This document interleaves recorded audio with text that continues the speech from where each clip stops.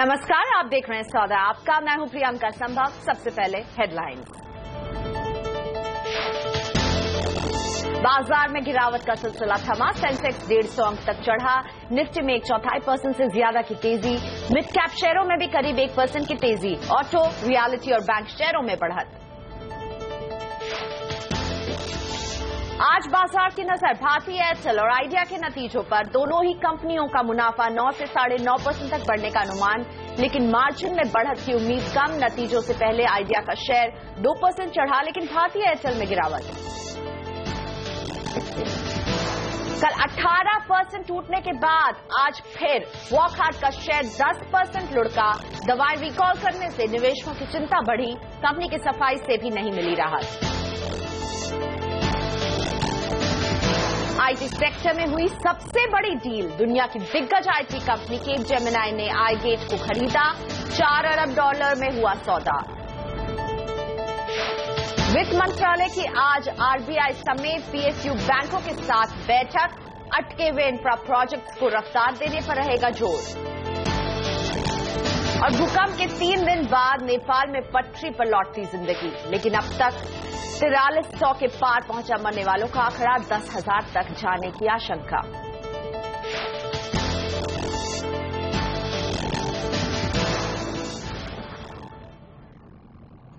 By June, the SEBI regulations on the startups, and we have thought of in the discussion paper, we have even indicated that we are thinking of doing away with the requirement of declaring somebody as a promoter there.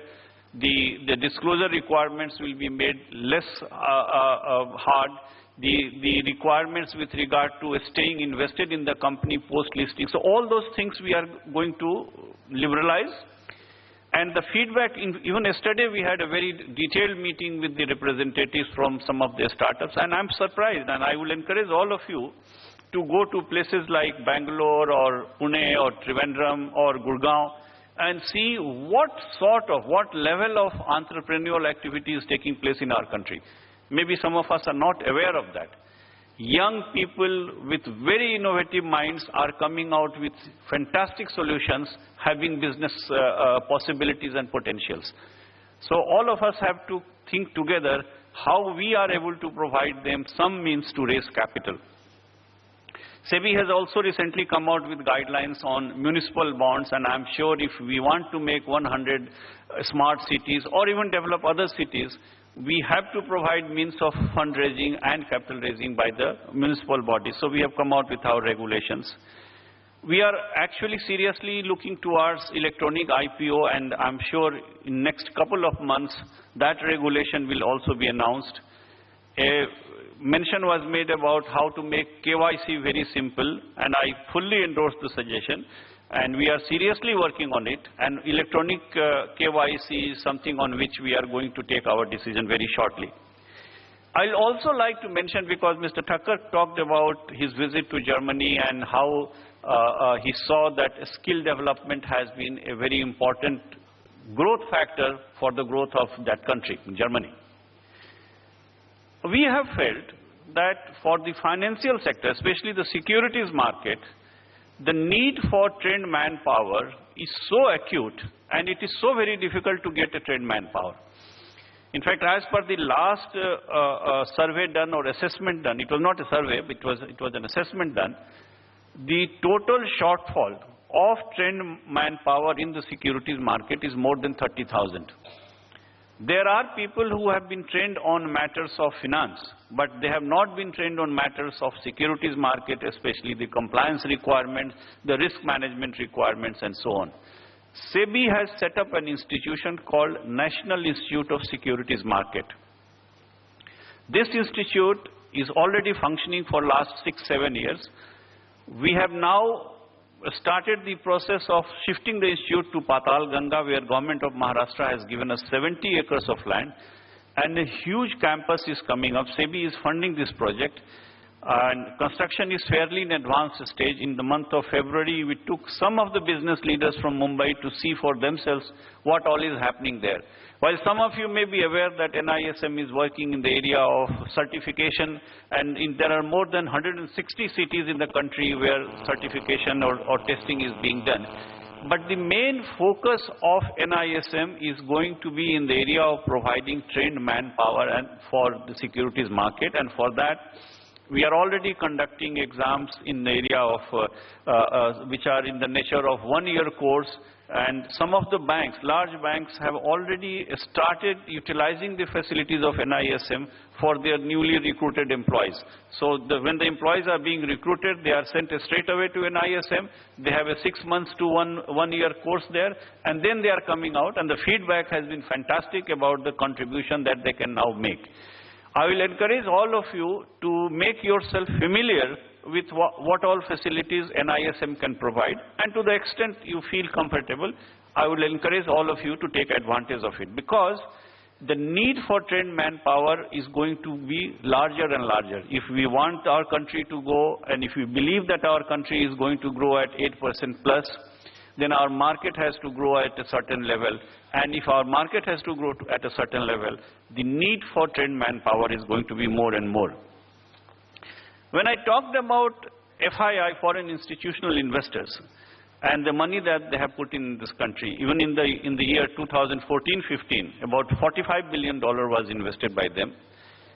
There is one worry in the minds of many analysts, that is our market being driven by the FIIs? Are we becoming too dependent upon the foreign flows? And to a large extent, this matter has to be addressed. This question has to be addressed. I'm happy that in the same year, the domestic mutual fund industry did a very good job. In fact, more than the total net flow that has come in the equity market through the mutual funds, I'm happy that the percentage of money which is coming from beyond 15 cities, that has shown healthy sign of growth. So while we are used to a situation where our fund flows come mainly from the top 15 cities, in 2014-15, the flows from other cities beyond this 15 has grown, and I'm sure that trend will continue. But I'm also very happy to note, and this is something which I have been talking about it, even in last year I had made this point, that we needed a serious reform in the pension area. And I'm happy, and all of us must compliment the government for taking the decision that now 5% of the equity flows into EPFO will be invested in the equity market. And I'm sure other pension funds are also going to follow, and as and when they get more comfort, this 5% will be further increased. You are aware that Ministry of Finance already has permitted them to invest up to 15% in the equity market. And if you look at तो investment outlook 2015 के seminar में SEBI chairman UK Sinha बताते हुए किस तरह भारत की growth story पर उन्हें पूरा भरोसा है, किस तरह केवाईसी के नियमों को आसान बनाने पर सरकार काम कर रही है और पेंशन को भी एक तरह से रिवैम्प करने पर जोर रहने वाला है, नए एंटरप्रेन्योर्स आ रहे हैं। तो ये है इन्वेस्टमेंट आउटलुक और जो बहुत पॉजिटिव लग रहा है। लेकिन एक नजर बाजार पर डाल लेंगे। बाजार कल हमने जो गिरावट का दौर देखा वो थोड़ा सा संभलता हुआ दिख रहा है बाजार में, लेकिन ये कितनी सस्टेनेबल रहेगा इस पर नजर रहने वाली है। सेंसेक्स और निफ्टी दोनों ही हरे निशान पर कारोबार कर रहे हैं, लेकिन कल 18% तक टूटने के बाद वॉकहार्ट के शेयरों में आज भी हम देख सकते हैं 10% की गिरावट देखने को मिल रही है। दवाओं के रिकॉल करने के फैसले से बाजार की चिंता बढ़ गई है। इस बीच कंपनी ने सफाई भी दी है। क्या कहा है कंपनी ने, बताने के लिए मेरे साथ हैं सोनम मेहता। Sonam, good morning. क्या है वॉकहार्ट की सफाई, क्या निकल कर आ रहा है? देखिए, वॉकहार्ट के हाल ही में ही 2 प्लांट्स का इंस्पेक्शन या फिर जांच हुई थी। यूएस एफडीए ने ये जांच की थी चिक्कलथाना और वालिज के फैसिलिटीज की। इंपॉर्टेंट ये है कि तब कंपनी ने इस तरह का क्लैरिफिकेशन दिया था कि उनके फैसिलिटीज को लेके कोई भी ऑब्जर्वेशन सामने नहीं आई है, कोई भी क्रिटिकल ऑब्जर्वेशन सामने नहीं आई है। अब कंपनी एक नए क्लैरिफिकेशन के साथ आई है कि कुछ ऑब्जर्वेशन पाए गए हैं। कंपनी ने जो इंपोर्ट अलर्ट से पहले इन फैसिलिटीज में जो प्रोडक्ट्स या दवाएं बनाई थी उनको लेकर कुछ ऑब्जर्वेशन या फिर कुछ दिक्कतें सामने आई है और इसलिए कंपनी यहां पर उन ड्रग्स को या फिर उन प्रोडक्ट्स को रिकॉल कर रही है। अब इंपॉर्टेंट यह है कि इंपोर्ट अलर्ट 2013 में दिया गया था, मतलब 2013 मतलब 2 साल पहले ये इंपोर्ट अलर्ट लगाया गया था इन फैसिलिटीज पर। अब 2 साल बाद कंपनी क्यों रिकॉल कर रही है? और इंपॉर्टेंट ये रहेगा अब कि इन दवाओं को रिकॉल करना कितना कंपनी को भारी पड़ सकता है, कितनी इन्वेंट्री मार्केट में है इसका कोई आइडिया नहीं है, इसका इंपैक्ट कंपनी के फाइनेंशियल्स पर किस तरह पड़ेगा इसका भी आइडिया नहीं है। जो पॉजिटिव खबर है वो ये है कि जो यूके के रेगुलेटर है उन्होंने जो गुड मैन्युफैक्चरिंग सर्टिफिकेट है वो कंपनी को वापस दे दिया उनके दमन फैसिलिटीज के लिए। पर अब जो एनालिस्ट व्यू बन रहा है वो ये है कि कंपनी 2 साल बाद इस तरह का रिकॉल क्यों कर रही है, क्या कोई लार्जर पिक्चर है जो हमसे छुपाया जा रहा है, क्योंकि कंपनी को यहां पर 2 साल बाद क्यों जरूरत पड़ी है कोई ड्रग रिकॉल करने की, कोई ऐसा नेगेटिव पिक्चर है या फिर कोई बड़ा रेमिडिएशन एफर्ट है जो कंपनी कर रही है जिसके बारे में अभी तक बाजार को अंदाजा नहीं है और यही छुपाया जा रहा है, और कोई ऐसा बड़ा पिक्चर है जो अभी तक हमको पता नहीं है। शुक्रिया सोनम इस पूरी जानकारी के लिए। और इसलिए हम देख रहे हैं ये इस खबर पर वोकार्ड के शेयर में काफी दबाव देखने को मिल रहा है, चिंता में दिख रही है इस कंपनी का शेयर। गिरावट है, कल हमने 18% की गिरावट देखी, आज भी करीब 8% के आसपास की गिरावट वोकार्ड दर्ज कर रहा है। और आपको बता दें कि मुंबई के दर्शकों के लिए हम एक स्पेशल शो लेकर आ रहे हैं कल यानी बुधवार को। आपका ये पसंदीदा शो सौदा आपका मुंबई स्पेशल रहेगा। इसमें खासतौर पर मुंबई के दर्शकों के शेयरों से जुड़े सवालों का जवाब देंगे हम अपने मुंबई के खास मेहमानों के साथ। जी हाँ, तो मुंबई स्पेशल में शामिल होने के लिए आप अपने सवाल भेज सकते हैं। इसके लिए ऐसे स्पेस देकर सवाल लिखें और SMS करें 51818 पर। और इसी के साथ सौदा आपका में फिलहाल वक्त है ब्रेक का। ब्रेक के बाद शेयरों पर सलाह देने के लिए मेरे साथ जुड़ेंगे 2 मार्केट एक्सपर्ट, manasjaiswal.com के मानस जायसवाल और ईस्टर्न फाइनेंशियल्स के राजेश अग्रवाल।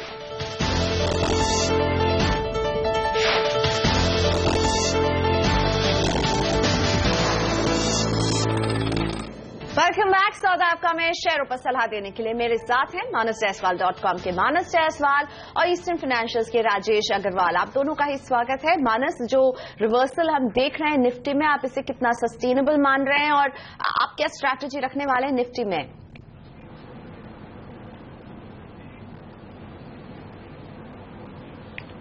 प्रियंका, देखिए पिछले दिनों हमारा ये कहना था कि निफ्टी अपना 200 डे मूविंग एवरेज टेस्ट करेगा, जो कि आज इसने टेस्ट कर लिया। जो लो बने हैं वो ऑलमोस्ट 200 डे मूविंग एवरेज के आसपास हैं। उसके बाद हम रिकवरी देख रहे हैं। मेरा मानना है कि ये रिकवरी शायद थोड़ी और बढ़े। हो सकता है निफ्टी 8300 के लेवल्स टेस्ट करे, जो कि 38.20% रिट्रेसमेंट लेवल है। अभी जो हमने पिछले 3 दिनों में क्रैक देखा है 8500 से, बट ये सस्टेन होना ये बहुत बड़ा क्वेश्चन है। और मेरा मानना है कि शायद निफ्टी हाई लेवल पे सस्टेन नहीं करेगा। उसका रीजन ये है कि अगर आप वीकली चार्ट देखिए तो वहां पर आपको head and shoulder pattern clearly दिखेगा, जिसके टारगेट 7500 के आसपास आते हैं। तो वो टारगेट सेट करके चलने चाहिए। और कोई भी बाउंस बैक आता है जहां पर निफ्टी 8300 8350 की रेंज में आए, तो वहां पर आपके पास जो लॉन्ग है वहां से निकलने की कोशिश करें, और जो ट्रेडर हैं वो वहां पर शॉर्ट पोजीशन क्रिएट कर सकते हैं with stop loss of 8500। Alright, चलिए अब सीधे रुक करते अपने दर्शकों के सवालों का। शेखर राठौर मेरे साथ हैं कोल्हापुर से। नमस्ते राठौर जी, बताइए किस शेयर के बारे में जानना चाहते हैं आप सर? मुझे इन्फोसिस के बारे में जानना है। इन्फोसिस का मेरे पास 50 शेयर है। उसका आगे कैसा रहेगा परफॉर्मेंस? होल्ड कर किया है मैंने। ऑलराइट, और आप बहुत अच्छे मुनाफे पर नहीं, आपके पास 50 शेयर है जो आपने 2130 के भाव पर खरीदा है? हाँ। ओके, तो आप नुकसान में हैं फिलहाल इन्फोसिस में, लेकिन क्या करें? पूछ रहे राजेश जी से। राजेश जी, इन्फोसिस आपको कैसी दिखती है?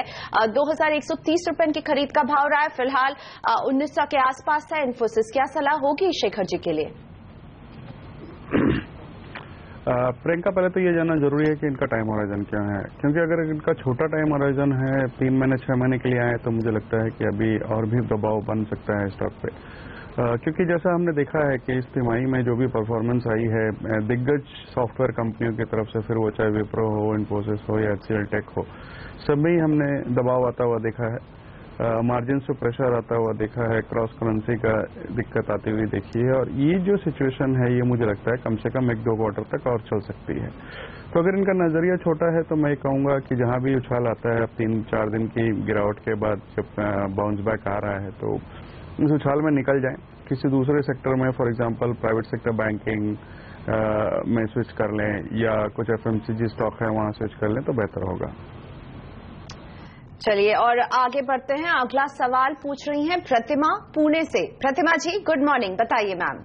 Good morning ma'am. मेरा सवाल है, मेरे पास रोल्टा के 200 शेयर्स हैं at the average rate of 167। Okay, तो मुझे क्या करना चाहिए? ₹54.45 पर शेयर नुकसान भी हो रहा है प्रतिमा को।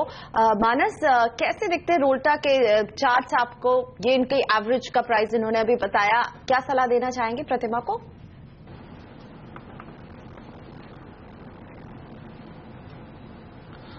देखिए, चार्ट डेफिनेटली वीक है क्योंकि पिछले दिनों ही स्टॉक ने अपना 200 डे मूविंग एवरेज ब्रेक किया है, उसके नीचे चला गया है और पिछले 2 दिनों से उसके नीचे ट्रेड कर रहा है।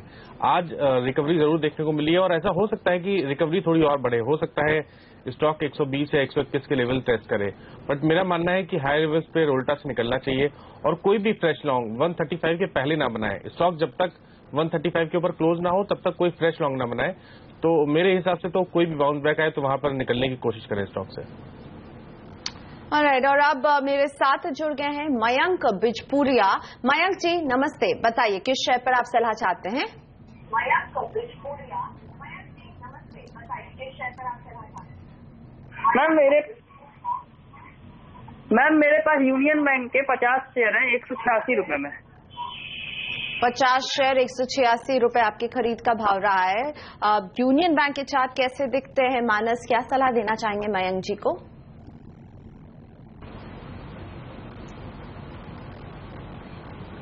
देखिए, इन्होंने अपना टाइम फ्रेम नहीं बताया कितने टाइम तक इन्वेस्ट रखना चाहते हैं, तो दोनों लिहाज से, ट्रेडिंग के लिहाज से और इन्वेस्टमेंट के नजरिए से मैं दोनों तरह से व्यू देता हूं। जहां तक बात ट्रेडिंग की है, चार्ट्स अभी भी वीक लगते हैं और ऐसा लगता है कि शायद ये जो डाउनफॉल है ये अभी और बढ़ेगा। स्टॉक कम से कम 135, 132 के लेवल तक जा सकता है। बट जब हम इन्वेस्टमेंट की बात करते हैं तो मैं समझता हूं कि ये जो करेक्शन हमने देखा है, जो डीप कट देखा है करीब करीब 240 रुपए से, ये एक अच्छी बाइंग अपॉर्चुनिटी है। नजरिया बड़ा रखें, अगर आपका नजरिया 10 से 12 महीने का है तो बिल्कुल इस करेक्शन पे स्टॉक को बाई किया जा सकता है और इस उम्मीद में कि यहां से एक बाउंस बैक देखने को मिलेगा और वापस स्टॉक 220 या 225 के लेवल्स आने वाले 10 से 12 महीने में टच करेगा। तो अगर लंबा नजरिया है तो बिल्कुल इस गिरावट में स्टॉक को बाई किया जा सकता है। बिल्कुल, तो लंबा नजरिया तो आप 220, 225 के भाव भी देख सकते हैं यूनियन बैंक में, ये सलाह दे रहे हैं मानस आपको। फिलहाल हम लेते हैं एक छोटा सा ब्रेक, लेकिन मेरे दोनों ही मार्केट एक्सपर्ट मेरे साथ बने हुए हैं, अभी हाजिर हो रहे हैं। इस ब्रेक के बाद लेंगे आपके कुछ और सवाल।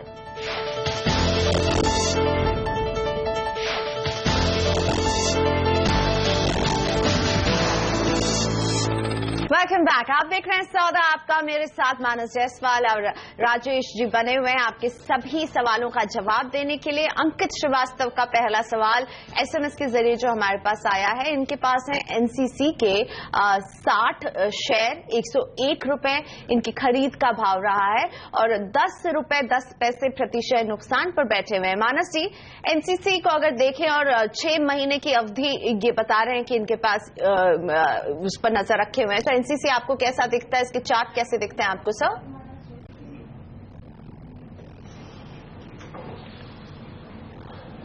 देखिए, ऐसा हो सकता है कि आने वाला 1 महीना या तो 1.5 महीना स्टॉक के लिए खराब हो सकता है यहां से गिरावट और बढ़े, स्टॉक 78 के लेवल्स टेस्ट करे। बट जैसे कि इन्होंने बताया कि 6 मंथ तक होल्ड कर सकते हैं, तब तो मैं समझता हूं कि यहां से भी बढ़िया रिटर्न्स मिलेंगे और शायद एक करेक्शन के बाद हमें एक शार्प अप मूव देखने को मिलेगा और पॉसिबल है कम से कम 120, 125 के लेवल्स आने वाले 6 से 8 महीने में देखने को मिले। तो बिल्कुल बने रहें स्टॉक में और अगर ये चाहें तो 70 रुपीज के नीचे अपना स्टॉप लॉस पुट करें। चलिए, तो एनसीसी में 70 रुपीज के नीचे के एक स्टॉप लॉस को सजेस्ट कर रहे हैं मानस, इसका ध्यान रखिएगा आप। सतीश जी का सवाल मुंबई से एसएमएस के जरिए आया है। डॉक्टर रेड्डीज के इनके पास है 400 शेयर और 845 रुपए इनकी खरीद का भाव रहा है और जाहिर तौर पर बहुत अच्छे मुनाफे पर बैठे हुए हैं, 2500 से ऊपर का मुनाफा इनको हो रहा है। एलएनटी के भी 1000 शेयर है इनके पास और 345 रुपए इनकी खरीद का भाव रहा है एलएनटी में और इसमें भी शानदार मुनाफा। तो राजेश जी आपके पास आऊंगी, एलएनटी और डॉक्टर रेड्डी बहुत अच्छा मुनाफा हो रहा है यहाँ सतीश जी को, आप क्या कहते हैं इन दोनों कंपनियों के बारे में और होल्ड करने की सलाह देंगे इन्हें? पहले तो सतीश जी को बधाई हो इतने अच्छे मुनाफे पे बैठने की, और मैं समझता हूँ कि दोनों ही स्टॉक बहुत ही अच्छे हैं लॉन्ग टर्म पोर्टफोलियो के लिए। और चूंकि इतने अच्छे मुनाफे पे बैठे हैं, इतनी नीचे की खरीद है, तो मैं ये मान के चलता हूँ कि ये लॉन्ग टर्म के इन्वेस्टर हैं और आगे आने वाले दिनों में भी अगर इन्हें पैसे की कोई रिक्वायरमेंट ना हो तो मैं समझता हूँ इन्हें बने रहना चाहिए, क्योंकि आगे आने वाले दिनों में दोनों ही कंपनियों की परफॉर्मेंस हमें बहुत उम्दा नजर आ रही है। डॉक्टर रेड्डीज फार्मा में एक बड़ी कंपनी है जहां की हमें लगता है कि आने वाले दिनों में परफॉर्मेंस और भी बेहतर होती हुई नजर आएगी। हालांकि दूसरे फार्मा कंपनीज को इसने अंडर परफॉर्म किया है, बट लॉन्ग टर्म में ये स्टॉक बहुत ही अच्छा है। जहां तक एल&टी का सवाल है, बावजूद इसके कि बहुत जोरों से पिछले 2-3 सालों से हमने देखा इंफ्रास्ट्रक्चर स्पेस में मंदी आती हुई, इनके ऑर्डर बुक में फिर भी थोड़ा स्लो डाउन देखने को मिला, लेकिन बावजूद इसके इनकी ऑर्डर बुक बहुत स्ट्रांग है, एग्जीक्यूशन कैपेबिलिटीज बहुत अच्छी है, मैनेजमेंट बहुत अच्छा है। आने वाले दिनों में कम से कम साल भर का नजरिया अगर कोई लेके चलता है तो मुझे आश्चर्य नहीं होगा कि मौजूदा स्तर से कम 30-40% की बढ़त स्टॉक में हो जाए। तो दोनों ही स्टॉक में न केवल बने रहने की सलाह रहेगी, बल्कि अगर इनके फंड्स इन अलाउ करते हैं तो ये ऐड भी कर सकते हैं। जो नए निवेशक इस प्रोग्राम को अभी देख रहे हैं वो भी इसे बाई की सलाह मान के चल सकते हैं। ऑलराइट, और बिल्कुल सतीश जी, आपने बहुत अच्छे समय पर खरीदा है, बने रहिए। अगर इन पैसों की आपको जरूरत नहीं है, डॉक्टर रेड्डीज और एल&टी आपको और मुनाफा कमा के आने वाले समय में दे सकते हैं। नरेंद्र यादव जी मेरे साथ हैं जबलपुर से। नरेंद्र जी नमस्ते, बताइए सर किस शेयर के बारे में जानना चाहते हैं आप? मैडम नमस्कार, मैंने BA लिया था अभी अप्रैल में 3220 के भाव पे, लेकिन ये लगातार नीचे की तरफ जा रहा है, तो ट्रेडिंग के हिसाब से नीचे की तरफ जाके आपको नुकसान बहुत हो गया। 262 रुपए के नुकसान पर नरेंद्र जी बैठे हुए हैं। मानसी, ट्रेडिंग का इनका नजरिया था, खुद बता रहे नरेंद्र यादव जी। आप क्या सलाह देंगे? इन्होंने जो सोच के खरीदा था वैसा बिल्कुल नहीं हो रहा, आगे क्या रणनीति अपनाएं?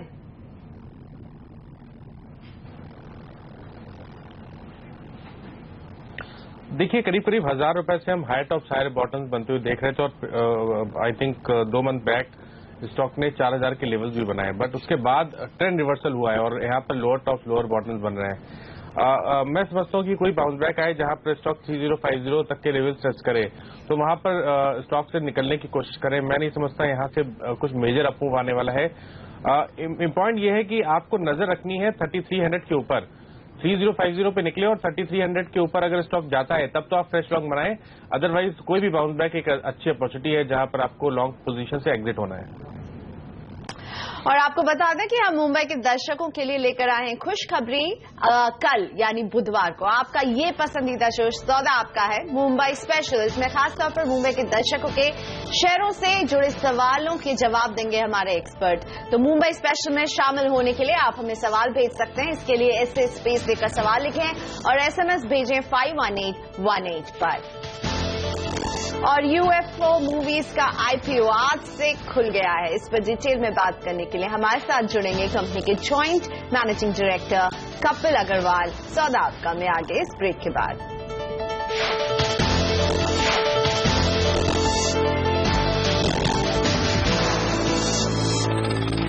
Welcome back.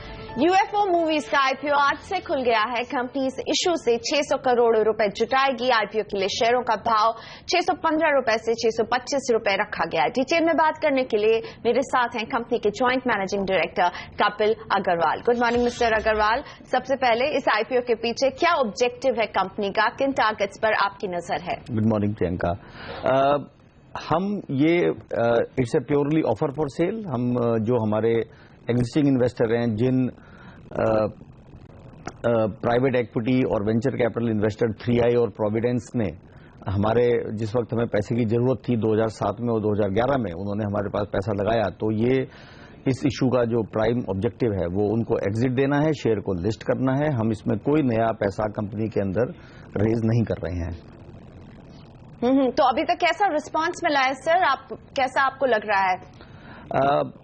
रिस्पांस देखिए, आज ही इशू खुला है तो पता लगेगा अगले 3 दिनों के अंदर। पर इतना मैं कह सकता हूं कि जो इंस्टीट्यूशनल इन्वेस्टर्स थे, जो एंकर इन्वेस्टर्स थे, जिनके लिए 30% इशू का रिजर्व किया गया था 180 करोड़ रुपए, वो पूरा का पूरा बिक चुका है। और कल जब वो इशू खुला तो दुनिया के और हिंदुस्तान के जाने माने एंकर इन्वेस्टर्स जैसे Reliance mutual fund, SBI mutual fund, Kotak mutual fund, internationally Pine Bridge, Ashmore, Amundi, Jupiter, ऐसे बहुत अच्छे नाम हमारे साथ जुड़ गए हैं और उन सब ने पूरा का पूरा 180 करोड़ रुपए higher end of the price band के ऊपर पूरा उठा लिया है कल। तो पूरा 180 करोड़ रुपए जा चुका है। If that is any indication, तो मैं कहूंगा कि जब इतने एनालिसिस करने वाले इंस्टीट्यूशनल इन्वेस्टर्स ने अगर इतना विश्वास व्यक्त किया है हमारे पब्लिक इशू के अंदर, तो जरूर हमें पूरी उम्मीद है कि पब्लिक भी इसके अंदर पूरा अपना विश्वास व्यक्त करेगी। चलिए, और मुझे ये बताइए अपने बिजनेस मॉडल के बारे में थोड़ा सा समझाइए मिस्टर अग्रवाल। हमारा जो बिजनेस मॉडल है, हम फिल्म इंडस्ट्री से जरूर जुड़े हुए हैं, परंतु हम फिल्म इंडस्ट्री के एक सर्विस प्रोवाइडर हैं। हमारा ऑब्जेक्टिव ये था कि जब पहले हमने देखा कि हमने जब ये बिजनेस शुरू किया 10 साल पहले, तो जब एक फिल्म बनती थी तो वो फिल्म की बहुत थोड़ी सी रील बना करती थी। रील की एक इतनी ज्यादा कॉस्ट हुआ करती थी, और वो रील थोड़ी बनने से जो प्रोड्यूसर इन्वेस्ट करते थे कंटेंट के अंदर, वो बहुत थोड़ी सी रीलों से उनको अपना पैसा निकालना पड़ता था, इसलिए फिल्में लॉस में जाती थी। साइमल्टेनियसली क्योंकि थोड़ी सी रील बनती थी, वो बहुत थोड़े से एग्जीबिटर्स के पास पहुंचा करती थी, थोड़े से ही सिनेमा हॉलों को मिला करती थी। तो जितने सिंगल स्क्रीन पूरे देश के अंदर बने हुए थे, वो उन सबको बहुत नुकसान हो रहा था, और वो एक एक करके बंद होने लगे थे। तो हमने इन दोनों की सहायता करने के लिए हमने कहा कि हमने एक ऐसा बिजनेस मॉडल क्रिएट करा कि एक विन विन सिचुएशन क्रिएट करी कि ना किसी का सबका नुकसान रुक जाए। तो जो प्रिंट जो 60-70 हज़ार रुपए का बनता था, उसको हमने डिजिटाइज करके उसकी कॉस्ट बहुत कम कर दी। उसको हमने वाया सैटेलाइट डिलीवर करना शुरू कर दिया छोटे से छोटे गांव के अंदर। तो उससे उसका रिजल्ट ये हुआ कि जब फिल्म बनती थी, तो वो फिल्म अब जब एक शाहरुख खान, सलमान खान फिल्म जब मुंबई और दिल्ली में रिलीज होती थी, उसी टाइम वो छोटे से छोटे गांव में भी रिलीज होने लगी। उसी की वजह से अगर आपने देखा कि आज रेवेन्यू फिल्मों का कलेक्शन बढ़ने लगा। एट दी सेम टाइम जितने भी छोटे से छोटे सिनेमा भी थे, उनका जो पूरा का पूरा जो व्यवसाय है उसमें परिवर्तन हो गया, क्योंकि उनको film first day first show मिलने लगी। तीसरा, हमने उन लोगों की हेल्प करी, सब एग्जीबिटर्स की, क्योंकि जो ऑनलाइन स्क्रीन इन्वेंट्री थी, जो एडवर्टाइजिंग होते थे, तो जब बड़े बड़े सिनेमा हॉल थे उनकी एडवर्टाइजिंग से वो बहुत पैसे कमाते थे, परंतु छोटे सिनेमा हॉल्स का कोई भी एडवर्टाइजिंग से रेवेन्यू नहीं आता था, क्योंकि वो लोग नेशनल लेवल पे एडवर्टाइजिंग नहीं कर सकते थे। तो हमने उनकी पूरी एडवर्टाइजिंग इन्वेंट्री एग्रीगेट करके, और हमने उस एडवर्टाइजिंग इन्वेंट्री को नेशनल एडवर्टाइजर्स तक ले जाना शुरू कर दिया। तो उससे यानी आपने बहुत कॉस्ट एफिशिएंट एक उन्हें ऑप्शन दिया। लेकिन मुझे अपने रेवेन्यूज के बारे में बताइए, यूएफओ मूवीज के रेवेन्यू कहां से डिराइव होते हैं? तो हमारे 3 रेवेन्यू के सोर्सेज हैं। एक तो हम जो डिस्ट्रीब्यूटर हैं, जो प्रोड्यूसर हैं, जो पहले 60 से 70 हज़ार रुपए फिल्म के अंदर एक प्रिंट की कॉस्ट में लगाया करते थे, हमने उनके लिए एक पेपर शो मॉडल क्रिएट कर दिया। और पेपर शो मॉडल ऐसा है कि अगर फिल्म कम चली तो वो हमेशा 3,000 रुपए देके ही उनका काम चल जाता है। तो एक हम उनसे लेते हैं पेपर शो के बेस पे या एक फिक्स कॉस्ट के बेसिस पे, जो कभी भी 20,000 रुपए से ज्यादा एक्सीड नहीं करता। तो एक तो हम उनसे पैसा लेते हैं। दूसरे, जितने भी डिजिटल इक्विपमेंट हैं, क्योंकि हमें मालूम है कि छोटे छोटे exhibitor single screen, they can not handle the technology, they can not manage the equipment, और इलेक्ट्रॉनिक इक्विपमेंट है, तो हम उनको अब सारी इन्वेस्टमेंट इक्विपमेंट के अंदर, हर थिएटर के अंदर हम करते हैं, और उस इन्वेस्टमेंट के बदले में हम उनसे एक छोटा सा 10 से 15 हज़ार रुपए का एक रेंटल लेते हैं टिपिकली। तो एक हमारा रेवेन्यू आता है रेंटल से, एक हमारा आता है जो डिस्ट्रीब्यूटर से हम डिजिटल प्रिंट कॉस्ट लेते हैं। और तीसरा रेवेन्यू जो सबसे ज्यादा ग्रो कर रहा है वो है ये एडवर्टाइजमेंट से। तो जब हम एडवर्टाइजमेंट इन्वेंट्री हमने 3700 से ज्यादा स्क्रीन की, आज हमारे टोटल 4900 से ज्यादा स्क्रीन हमने हमारे डिजिटल नेटवर्क के अंदर हैं, उसमें से मोर देन 3700 स्क्रीन की एड इन्वेंट्री हमने एग्रीगेट करके वो हम पूरे इंडिया में बेचते हैं। आज 1600 से ज्यादा एडवर्टाइजर इस नेटवर्क के ऊपर एडवर्टाइज कर रहे हैं। तो वो रेवेन्यू जो आता है वो हम लेते हैं, और उसका शेयरिंग उसकी करते हैं हम एग्जीबिटर के साथ। तो ये 3 हमारी मेन रेवेन्यू स्ट्रीम्स हैं।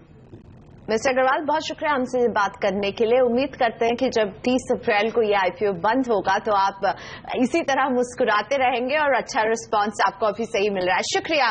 कपिल अग्रवाल हमारे साथ थे यूएफओ मूवीज के, और अब हमारे साथ हैं विजय जी जबलपुर से, और यूएफओ मूवीज पर ही है इनका सवाल भी। विजय जी नमस्ते, बताइए क्या जानना चाहते हैं आप? इशू काफी महंगा है। हाँ, और 600 करोड़ रुपए का डिप्लॉयमेंट कैसे होगा?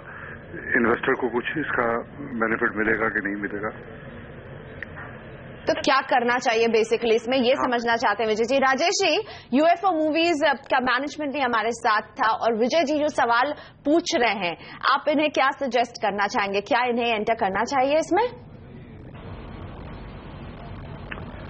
जी बिल्कुल करना चाहिए, क्योंकि भारत की अगर कंजम्पशन स्टोरी है, खास करके मीडिया एंटरटेनमेंट से जुड़ी हुई, तो मैं समझता हूँ कि एक बहुत उम्दा इशू है। बहुत दिनों बाद इस सेक्टर में फिल्म सेक्टर में कोई एक ऐसा इशू है जो एक अच्छी उम्मीद के साथ आ रहा है। कुछ तो अग्रवाल साहब ने पहले ही बता दिया है कि उनके बिजनेस मॉडल्स क्या हैं। सही है कि 6600 से ऊपर स्क्रीन ये केटर कर रहे हैं 1800 लोकेशन में, और मुझे लगता है कि आने वाले दिनों में ये जो मॉडल है ये स्केल अप होता हुआ नजर आएगा। और जो 600 करोड़ की बात निवेशक ने उठाई है डिप्लॉय करने की, तो जैसे अग्रवाल साहब ने कहा है कि कंपनी के पास कोई भी पैसा नहीं आ रहा है वो डिप्लॉय करने के लिए, ये जस्ट एक एग्जिट रूट है जो मौजूदा निवेशक है उनके लिए और कंपनी को लिस्ट कराने के लिए। तो कोई भी नया पैसा कंपनी में नहीं आ रहा है। कंपनी में जो भी एक्सपेंशन वगैरह हो रहा है या जो भी आगे आने वाले दिनों में बिजनेस प्रोस्पेक्ट्स है उनके अपने इंटरनल एक्यूरल्स से है। हाँ, देखने में ये थोड़ा इशू महंगा जरूर लगता है, बट हमें ये नहीं भूलना चाहिए कि एक बिजनेस के प्रोस्पेक्ट्स बहुत हाई हैं, दूसरे इस सेक्टर में कोई दूसरी लिस्टेड कंपनी, बड़ी लिस्टेड कंपनी नहीं होने के कारण से पेपर की शॉर्टेज है, तीसरे मुझे लगता है कि कंजम्पशन स्टोरी अभी भी बहुत स्ट्रांग है और आने वाले दिनों में इस इशू से एक अच्छा मुनाफा कमाया जा सकता है। चौथे, अगर इंडस्ट्री को भी अगर देखें तो जो अग्रवाल साहब ने हाईलाइट नहीं किया, हो सकता है वो चूक गए हों या इस वक्त नहीं आया हो उनके दिमाग में, वो ये है कि इससे पायरेसी रोकने में एक बहुत बड़ी मदद मिल रही है, क्योंकि छोटे छोटे गांवों में भी साइमल्टेनियस रिलीज होने के कारण से जो बड़ी पिक्चरों के पायरेटेड प्रिंट्स छोटे स्टेशंस में चलते थे उन पर रोक लगेगी और वहां पे एक अच्छा अच्छी बढ़त देखने को मिलेगी, जिससे कि फिल्म इंडस्ट्री को भी फायदा होगा। तो इन सब चीजों के मद्देनजर मुझे लगता है कि एक इशू बहुत उम्दा है और मुझे पूरी उम्मीद है कि न केवल लिस्टिंग में एक अच्छे गेन देखने को मिलेंगे, बट कोई होल्ड करता है तो भी वहां भी अच्छे गेन्स की उम्मीद की जा सकती है। चलिए, यानी एक डिजिटल फिल्म डिस्ट्रीब्यूशन से जुड़ी कंपनी का आईपीओ है और इसमें राजेश जी को दिख रहा है एक अलग तरह का बिजनेस मॉडल। राजेश जी, आज के लिए कोई डिस्क्लोजर देना चाहेंगे? काफी सारे शेयरों पर आपके साथ चर्चा हुई है सर। देखिए, जिस भी शेयर्स में चर्चा हुई है उसमें मेरा कोई निजी निवेश नहीं है, बट ये मान के चलना उचित होगा कि इसमें हमारी कंपनी का या क्लाइंटों का कोई एक्सपोजर हो सकता है। धन्यवाद। राजेश अग्रवाल हमारे साथ जुड़े हुए थे, आपके तमाम सवालों का जवाब दे रहे थे अलग अलग शेयरों पर। वक्त हो गया है सौदा अपकमिंग ब्रेक का। ब्रेक के बाद हम लेकर आएंगे शेयरों पर फटाफट सलाह मानस जायसवाल के साथ स्टॉक्स फटाफट में।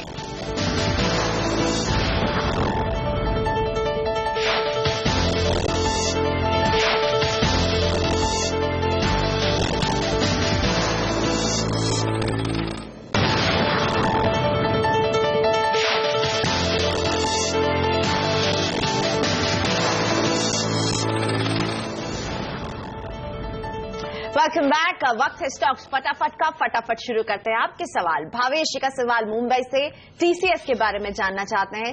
2000 शेयर है इनके पास, 1110 रुपए में इन्होंने खरीदा था, क्या करना चाहिए मानस जी?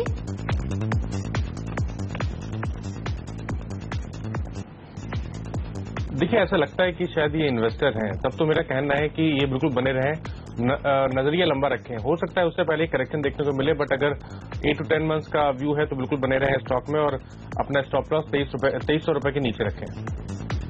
ऋषि जी जानना चाहते हैं स्टेट बैंक ऑफ इंडिया में क्या करना चाहिए। 50 शेयर 2050 रुपए में इन्होंने खरीदे हैं।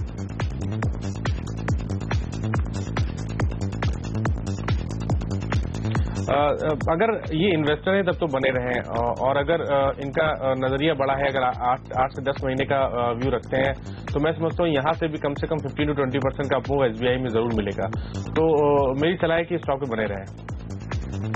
और अगला सवाल है वॉकहार्ट पर, जिसको हम काफी प्रेशर में देख रहे हैं कल से ही। निसल जी पूछ रहे हैं कि इनके पास वॉकहार्ट के 20 शेयर हैं, 1330 रुपए में इन्होंने खरीदा था।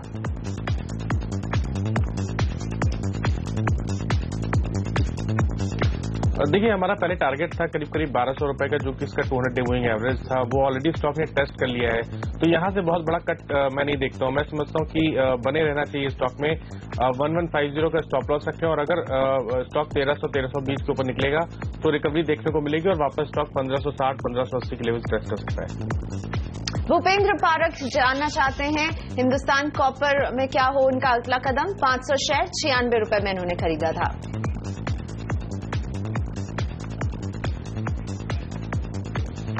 बने रहे स्टॉक में। ये जरूर है कि हमने पिछले दिनों गिरावट देखी, बट ऐसा लगता है कि 60 रुपीज के आसपास एक बेस बन गया है, तो 60 रुपए के नीचे अपना स्टॉप लॉस पुट करें और रिवर्सल पॉइंट 72 रुपीज है। 72 के ऊपर जाएगा तो ट्रेंड पॉजिटिव हो जाएगा और उस केस में 85 तक के लेवल्स देखने को मिल सकते हैं स्टॉक में। दिल्ली के सुदर्शन अरोड़ा के पास में डेल्टा कॉर्प के 100 शेयर 118 रुपए इनकी खरीद का भाव।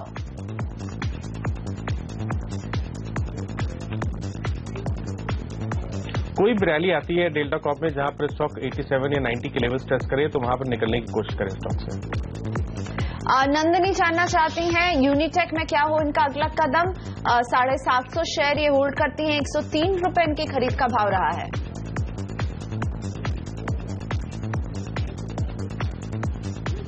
ऑलरेडी इनको बड़ा लॉस हो चुका है और चार्ट्स अभी भी वीक लगते हैं। ऐसा लगता है कि शायद स्टॉक 10 रुपए तक के लेवल्स टेस्ट करेगा, तो मेरे हिसाब से तो इनको करंट लेवल्स पे निकलना चाहिए यूनिटेक से।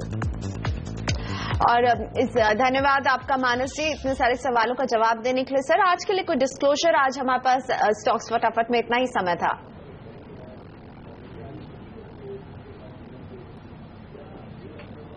देखिए जिन स्टॉक्स के बारे में हमने बात की इसमें कहीं पर भी पर्सनल होल्डिंग नहीं है, बट अपने क्लाइंट्स को एडवाइस किए हो सकते हैं।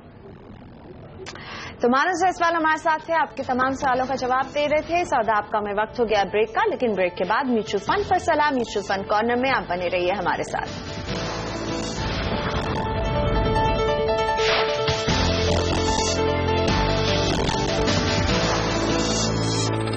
Welcome back. सौदा आपका में अब बात करेंगे आपके म्यूचुअल फंड इन्वेस्टमेंट्स के बारे में। म्यूचुअल फंड से जुड़े सवालों का जवाब देने के लिए मेरे साथ हैं ट्रासेंट कंसल्टेंसी के CEO Kartik Javeri. Kartik good morning, बहुत स्वागत है सर। शुरुआत करते हैं सवालों का और सबसे पहले डॉक्टर जट्टी गजानन मेरे साथ हैं, जानते हैं ये क्या समझना चाहते हैं, किस तरह का पोर्टफोलियो है इनका। Doctor Gajanan good morning sir, बताइए अपने पोर्टफोलियो के बारे में please. Yes madam, good morning madam. मैं 11,000 इन्वेस्ट करता हूँ मैडम मंथली। उसमें Birla Sun Life Frontline, ICICI Focus Blue tube, इसमें 5,000 rupees, 3,000 and 2,000। ICICI Prudential Discovery इसमें 2,000 एंड रिलायंस ईएलएसएस फंड इसमें 2,000 and I think I send in details on my email account. जी हाँ, वो तो काफी है, लेकिन मुझे अपने लक्ष्य के बारे में बताइए। What's your goal sir? What are you looking at? Yes ma'am, in the next 20 to 22 years I want near about 2 crores cash. I want to build a corpus of around 2 crores in next 22 years. चलिए, तो आपका हमें गोल समझ में आ गया है। अब मैं कार्तिक जी आपके पास आपके तरफ डायरेक्ट करती हूँ ये सवाल। बहुत क्लियर है, अगले 1 से 2 ये 20 साल में इनको चाहिए 1 से 2 करोड़ रुपए और इनका पोर्टफोलियो आपके सामने होगा सर। क्या आप सजेस्ट करना चाहेंगे इन्हें? डॉक्टर गजानन 2-3 चीजें आप पूछ रहे हैं, तो सबसे पहले तो हम आंकड़े की बात कर ले। तो यदि आपको करीब 2 करोड़ का आपका लक्ष्य है अगले 20-1 साल में, तो आपका जो अभी का इन्वेस्टमेंट लेवल है वो थोड़ा सा कम पड़ जाएगा। करीब हमें 20 से 22 हजार रुपए का इन्वेस्टमेंट चाहिए। अगर इतना इन्वेस्टमेंट होता है निरंतर तो फिर 2 करोड़ का लक्ष्य हो जाएगा। आपकी जो 11,000 आप टोटली अभी कर रहे हैं उसमें आपको 1 करोड़ तक का आपका जो गोल है वो अचीव हो जाएगा। और मैं ये अनुमान लगा रहा हूं कि इक्विटी शेयर्स में करीब मुझे 15% का रिटर्न मिल जाएगा इन्हीं फंड्स में। साथ में एक टिप्पणी है छोटी सी जो मुझे करनी है आपको। ये जो आप एसआईपी करते हो ईएलएसएस फंड में, अगर आप ये टैक्स सेविंग के नजरिए से कर रहे हैं तो ठीक है, तो उसमें कोई दिक्कत नहीं है। पर अगर टैक्स सेविंग के नजरिए से ये नहीं हो रहा है तो आपको ये जानना जरूरी है कि हर एक इंस्टॉलमेंट आपका 36 महीने तक लॉक हो रहा है। तो आज नहीं पर करीबन 5 साल या 8 साल के बाद अगर आपको इसमें से एग्जिट होना होगा या ये फंड का प्रदर्शन अगर खराब हो जाता है तो फिर आप एग्जिट इतनी आसानी से नहीं कर पाओगे। तो एक ये छोटी सी टिप्पणी है आपके लिए। और बाकी दूसरी एक टिप्पणी ये है कि आपका जो टोटल एलोकेशन है वो ज्यादातर लार्ज कैप और डाइवर्सिफाइड में है, तो जो है वो ठीक है। पर ये टैक्स सेविंग को अगर आप बंद करके कोई क्षेत्रीय फंड में भी थोड़ा सा इन्वेस्टमेंट करें अगले 2-3 साल के लिए, जैसे कि फार्मास्यूटिकल सेक्टर है या बैंकिंग है, तो ये आपके पोर्टफोलियो में थोड़े अलग एक फ्लेवर लेके आएगा और एक पोर्टफोलियो सॉलिड बन पाएगा आपका। तो ये मेरी राय है आपके लिए। ऑलराइट, अब करते हैं अगले सवाल की तरफ। भावसार तांबरे जी हमारे साथ हैं फोन लाइन पर। मिस्टर तांबरे बताइए क्या जानना चाहते हैं आप सर? एक्चुअली मैम मैं एचडीएफसी टॉप 200 में एसआईपी किया हुआ है। लगभग मेरे 1 लाख के ऊपर मतलब अभी प्राइस एसआईपी का वैल्यू है, और मतलब मुझे मोर देन 60% अभी तो मुझे ग्रोथ है, और actually I am continuing from the last 4-5 years। जी, और आप समझना चाहते हैं इसमें बने रहें या नहीं बने रहें, कुछ और फंड्स पर नजर डालें। मिस्टर जावेरी, आपने सुना तामरू जी का सवाल, क्या सलाह देना चाहेंगे सर? तामरू जी, सबसे पहली चीज ये होती है कि शेयर बाजार में कोई भी आप निवेश करते हो तो उसको सेल करने से पहले दो चीजें देखनी होती है। क्या मार्केट की स्थिति बहुत खराब है, क्या हम रिसेशन की ओर जा रहे हैं इसलिए बेचना चाहिए, या कि इसलिए बेचना चाहिए कि आपके पास एक और बेहतर आइडिया है, कोई बहुत बेहतर आपके पास इन्वेस्टमेंट का ऑप्शन है, कोई विकल्प है। अगर ये दोनों सवालों का जवाब नेगेटिव में आता है, जो अभी की स्थिति है कि ना रिसेशन है, ना करंट रैली खत्म हुई है, हमारी देश में जितनी प्रगति हो रही है और भी प्रगति होने की उम्मीद है, स्टॉक मार्केट का जो स्तर है वो और भी आगे जाने की उम्मीद है, तो ये सारी सिचुएशन में सेल करना अभी तो एक अच्छा डिसीजन नहीं होगा। दूसरी चीज, क्या आपको इस पैसे की अभी जरूरत है? अगर जरूरत नहीं है तो, और आपने ऑलरेडी एक्सपीरियंस किया है, आपने देखा है कि आपको 60% तक का रिटर्न मिला है, यही फंड्स को अगर आप और भी पीछे जाओ, अगर इसका इतिहास देखो तो ये फंड 10 रुपए पे शुरू हुआ था, तो 10 रुपए वाला फंड आज की तारीख में 350 रुपए का भाव है। तो ऐसा निरंतर चलता जाएगा। अगर आपको अभी जरूरत नहीं है तो इसमें बने रहे, इसमें से निकलने की कोई मैं सलाह नहीं दूंगा। इनफैक्ट अगर आपको और इन्वेस्ट करना है तो यही फंड में ना करते हुए यही कंपनी के दूसरे फंड में करें, या दूसरी कंपनी में थोड़ा सा अपना कंपनी डाइवर्सिफिकेशन भी कर लें और उस प्रकार से ये इन्वेस्टमेंट को चलाएं। और जब कोई ऐसा स्तर आएगा या ऐसा लेवल आएगा या लगेगा कि स्थिति अभी चेंज हो रही है, कभी नेगेटिव होने की आशंका है या मार्केट का स्ट्रांग गिरावट का कोई संकेत है, तब इसमें से निकलना, पर अदरवाइज निकलने की अभी तो कोई जरूरत नहीं है आपको। और प्रदीप सावंत जी का अगला सवाल है ईमेल के जरिए हमारे पास कार्तिक जी, और मैं आपको बताना चाहूंगी एक तरह से अपना पोर्टफोलियो ही बिल्ड करना चाहते हैं। ये करीब 25,000 रुपए पर मंथ निवेश करना चाहते हैं म्यूचुअल फंड्स में, और 8 से 10 म्यूचुअल फंड्स इन्होंने देखे भी हैं और पढ़े भी हैं उनके बारे में। अराउंड 2 से 3,000 रुपए हर फंड में ये एलोकेट करना चाहते हैं। 3 साल का नजरिया इनका है, और बोल रहे हैं कि किस तरह के फंड्स ये चूज करें और 10 साल तक ये बने रह सकते हैं। क्या सलाह देंगे आप इन्हें? सबसे पहली बात इनके लिए और बाकी सब लोगों के लिए भी, म्यूचुअल फंड शेयर्स जैसा इन्वेस्टमेंट होता है पर शेयर इन्वेस्टमेंट नहीं है। यानी कि इसका मतलब ये होता है कि जैसे शेयर्स में हम 10, 15 या 20 स्टॉक्स का सलाह देते हैं कि उतने स्टॉक्स का एक पोर्टफोलियो बनाइए, तो म्यूचुअल फंड में ऐसे 8, 10, 15 स्कीम्स लेने की कोई जरूरत नहीं है। अगर आपके पास 4 या 6 स्कीम भी है तो भी बहुत ज्यादा डाइवर्सिफिकेशन ऑलरेडी हो चुका है, क्योंकि हर एक फंड में नहीं तो 20-25 के अलग अलग किस्म की कंपनियों के शेयर्स होते हैं। अगर आप उसको डुप्लीकेशन भी हटा दें तो भी आपके पास बहुत सारी कंपनीज में आपका पैसा निवेशित होने वाला है। तो सबसे पहली चीज, 8 से 10 स्कीम्स लेने की कोई जरूरत नहीं है। 4 से अगर 6 स्कीम्स हो तो भी बहुत ज्यादा है। आपको ये करना है कि 1 या 2 लार्ज कैप स्कीम्स लेनी है, 1 आध मिड कैप स्कीम्स लेनी है, और 1 या 2 सेक्टोरल फंड यानी कि क्षेत्रीय फंड लेना है। और अगर इसमें आप अपना एलोकेशन 40 और 20 के आसपास कर दें, 40% लार्ज कैप, 40% मिड कैप और 20% सेक्टर्स, तो एक अच्छा पोर्टफोलियो बन सकता है। ऑलराइट, शुक्रिया कार्तिक जावेरी हमारे साथ जुड़ने के लिए, हमारे दर्शकों के इतने सारे सवालों के जवाब देने के लिए। सौदा आपका में आज मुझे भी यहीं इजाजत दीजिए। ब्रेक के बाद हम हाजिर रहने वाले कमोडिटी बाजार की हलचल के साथ कमोडिटी राउंड अप में। नमस्कार।